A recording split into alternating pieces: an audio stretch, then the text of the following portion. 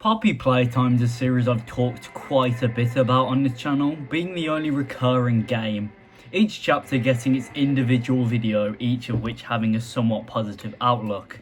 That, unfortunately, ends when it comes with chapter 2. Well, I can certainly see it as a well-crafted game, to a point. Out of all the Poppy Playtime chapters though, that have outstanding visuals, monster designs, voice acting, whatever, chapter does well enough, but does it worse than every other chapter. Therefore, kind of making it just forgettable and the weakest.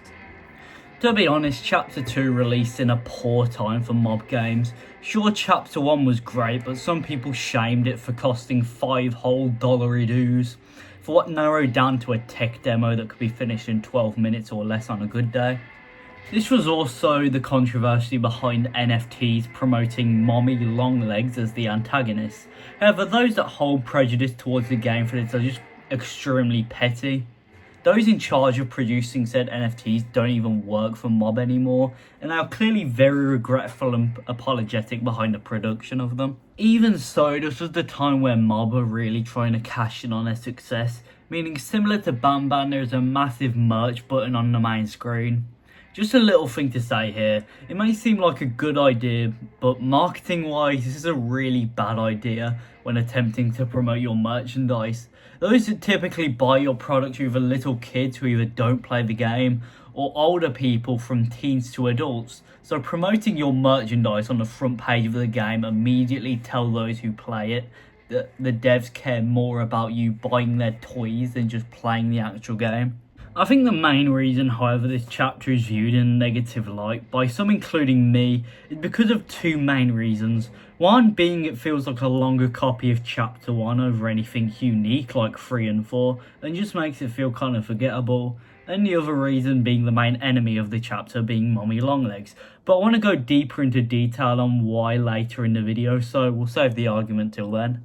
With all of that said though, there is a large handful of people that like this chapter, some of which even view it as their favourite of all 4. And honestly, fair enough, while I don't necessarily see it as great, I can certainly see factors that can win the fanbase over. Besides, it's not like all the chapters can be flawless masterpieces, especially you.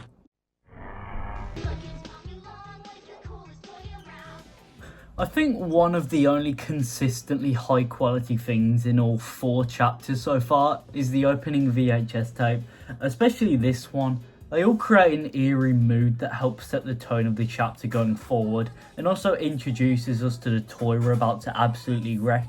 This time of course being Mommy Longlegs, a Betty Spaghetti looking thing that equals a spooky scary spider and can shoot webs for some reason.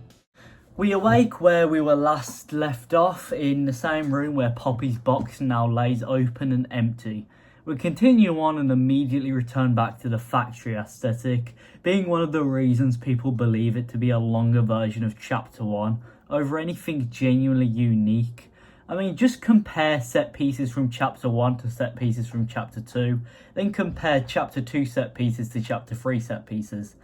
It's obvious that chapter 3 has many more diverse and creative areas to explore over chapter 2, and it just kind of weakens chapter 2. Continuing on, we grab a key to get into the office of CEO of Playtime Co. Elliot Ludwig, and take a vent grid down to turn the power on, in which Poppy finally meets back up with us and tells us she knows a train code and can help us escape. I can't genuinely tell if it's a good idea or not, because they develop her character a lot more in chapters 3 and 4, but Poppy is clearly left intentionally vague, which kind of faults her in this chapter, making her feel really blunt and two-dimensional, and not really surprising when she betrays us. Yes, big whoop, spoilers, this is 2 of 5 chapters we're not escaping in chapter 2. We climb back up and Poppy immediately gets captured. To be honest, this jump scare would have been a lot more effective if it happened at literally any other point in this section, to be honest. Like, of course she's going to get caught at the point where we're going to dive down a gaping hole in the floor, and would have caught you a lot more off guard if it was like in a moment where we were climbing through the vents in Elliot's office, in my opinion. But to be fair, it's not too offensive. I think as per usual the puzzles are pretty great. I don't see the hate behind these puzzles in these games. Most people looking for the story and scares that just want to reach them, I could understand people not liking them, but for me they are pretty fun, honestly, and underrated, and also a very consistent level of quality in each chapter. I think they sink a little bit in chapter 4, but other than that. Another pretty predictable jump scare occurs where we shoot our red hand at a panel and it immediately gets grabbed and snaps off our grab pack, and then Mommy Longlegs makes her first appearance.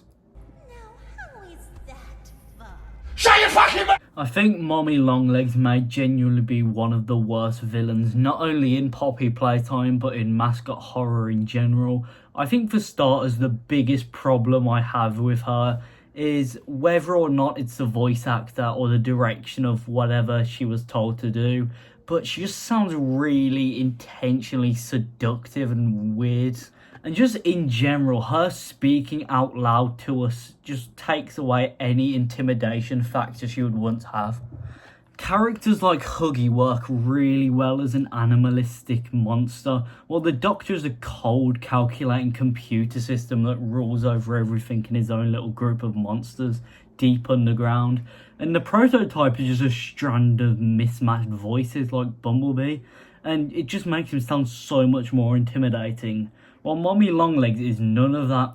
It's just a normal, non-intimidating.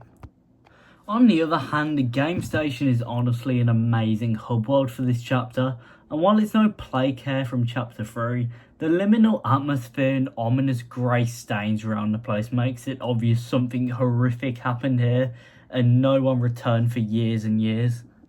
On the other hand, the game station is honestly an amazing hub world for this chapter, and while it's no play care from chapter 3, the liminal atmosphere and ominous grey stains around the place makes it obvious something horrific happened here, and no one returned for years and years. Anyway, we continue on and have to make a new hand, which introduces us to some new gameplay mechanics, being the green hand, and honestly, it's cool, but it's done a lot better in chapter 3. We continue on and get to our first of 3 games, being Musical Memory. It's alright. I will admit it is pretty suspenseful at the start of the game, seeing Bunzo progressively descend lower and lower until he reaches you. And I do like that each of these challenges tests you in some way, in this case being memory and hearing, but it's genuinely one of the easiest things ever, and every time I see this goddamn Coke Helicopter button, it's so clear Mob Games really thought a goddamn shade of purple was that good of a joke to put it in every single piece of media they made. Anyway, we break the machine and it kind of makes you wonder why the hell that was even a button on the machine, but oh well. And explore around an aisle of misfit toys with not much to say about it, to be honest. Very cool set piece, but oh well. We head back to the game station, activate Wacka Woogie, and head down to Wacka Woogie. And I don't know why, but I just really like this specific painting on the wall. I just find it really funny. And honestly, this game is actually pretty good, to be honest. It builds up suspense more and more as more Huggies stack up on you, while you're distracted on 1 or 2, to the point every game you're just barely making it to the end, on the verge of death. And this one is kind of just testing your sense of reaction time and reflexes. The one problem I have with this, however, is really just a pet peeve. I don't like that this is the only one where the game just ends, whilst the other 2 don't necessarily. We have to intervene both times. The first one in which we have to actively break the machine, and on the third one we have to jump through a window, but we'll talk about that one later. I talked about this in both the chapter 3 and 4 video, but I really love the motif of using Huggies and Kissy's silhouettes to either build a false sense of security or a level of tension. This is the first time we see Kissy, however, so even on both sides we don't actually know whether or not we can trust her, building this suspense as we explore the area, whether or not she'll come up on us and attack us or not. Anyway, we make it back and get to the absolute highlight of the chapter, being statues.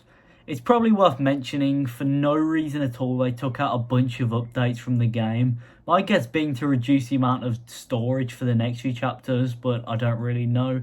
Either way, this caused some of the game-breaking glitches to be used. One is pretty minor and just skips a small puzzle. The other one is pretty vital to fix. I discovered if you take a barrel from the last little section of the puzzle and put it against this like fancy area, you can just crouch over and just start before the even puzzle begins. It's actually really funny, but like I wouldn't recommend doing this because it kind of takes away from the whole gameplay. I also think PJ Pugapilla is also an amazing blend of adorable and absolutely horrifying. His big eyes and mouth makes him look like a cute dog, but his long lanky body makes him look like a horrific long centipede. And watching him slowly stalk after you is really unnerving, especially when he's right behind you, but you can't walk or you're dead, so you're basically dead either way. We continue on as Mommy Longlegs slowly starts crashing out at us, and honestly, I hate her as a villain and everything she stands for and all, but I genuinely love her raging far in the distance, showing now she's fully lost control and doesn't know where we are. She's gone fully insane hunting us. We continue to make our way away from Mommy's grasp. I really don't like that I said that. And back to the game station. While doing so, we get potential hints that Huggy is alive, which I guess we know the answer to now, but still. We make our way through until the floor falls in. I think after everything I said earlier, I genuinely think their version 2 of Mommy Longlegs design is perfect. Her bright, high saturated pinks have become grim, dirty, unwashed colours, and her bright eyes now become emotionless and gigantic, making her look much more horrifying and animalistic. The chase is a lot more dragged out than the Huggy one, and something they still have yet to patch is in this section here, you can just completely ankle break her while you're supposed to go up into this little area safe and sound in a little box. But since I'm a daredevil and 5 years ahead of her, I just ankle break her anyway. I do still think the build-up of tension is pretty great, to be honest. She randomly strikes here and there, causing you to have to act fast with the resources you've had to use to solve puzzles. And the final chase, while worse than Huggy's chase, is also pretty solid, to be fair. I haven't felt true fear for the first time until when I played this for the video. I grabbed the grapple, clicked, and nothing really happened, so I had to click again. But for that split second, I thought she was right behind me and she was going to get me. While it is still chilling, Mommy's death doesn't really hold the weight that Catnap and Doughy's held. Catnap's death was a true piece of art, symbolising his devotion to his god as well as mirroring how he first died as a child, being left at the will of the prototype in the same situation now. While Doughy's is just tragic. It's just two kids trying their best to be nice and caring to our character, lose all their friends, then tragically die because an asshole they shared a body with tried to kill us. And in the end, we make it back to the game station, set Poppy free and get back on the train. However, unfortunately, to literally nobody's surprise, Poppy betrays us and leads us to the playcare. And from there, we stop the train and arrive for Catnap to collect us. Overall, Poppy Playtime Chapter 2, while being a solid game, is definitely the weakest of all 4 chapters so far. It has the weakest main antagonist, and set pieces feel exactly the same as other places we explore in Chapter 1. Even so, everyone that sees this as your favourite, fair enough honestly. While I don't fully appreciate everything about it, I'm glad someone else, and I understand some of the qualities you see about the game as it is. With all that said, that's me done. See ya.